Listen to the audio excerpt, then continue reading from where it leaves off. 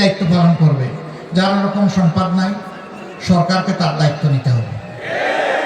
আরেকটা ছেলে অশিক্ষা কুশিক্ষায় শেষ হয়ে যাক, এটা আমরা দেখতে চাই না।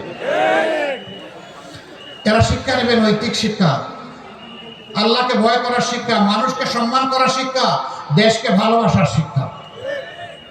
এই শিক্ষা হবে দেশ গড়ার কারিগরের শিক্ষা। এই জন্য শিক্ষা জীবন শেষ হওয়ার সাথে সাথে তাদের হাতে দেশ গড়ার কাজ, তাদের হাতে দেশ গড়ার চাবি উঠে আসবে ইনশাআল্লাহ। নারী পুরুষ সবাই মিলে আমরা এই দেশকে গড়ব। যার যেখানে যে যোগ্যতা আছে সকলেই সম্মান এবং নিরাপত্তার সাথে তার কর্মক্ষেত্রে দায়িত্ব পালন করবেন। একজন মানুষ ঘরেও নিরাপদ থাকবেন, রাস্তায় চলাচলে নিরাপদ থাকবেন, কর্মক্ষেত্রেও তিনি নিরাপদ থাকবেন। তার সম্পূর্ণ নিরাপত্তা রাষ্ট্রকে বিধান করতে হবে। বিচারাঙ্গনে গিয়ে বিচার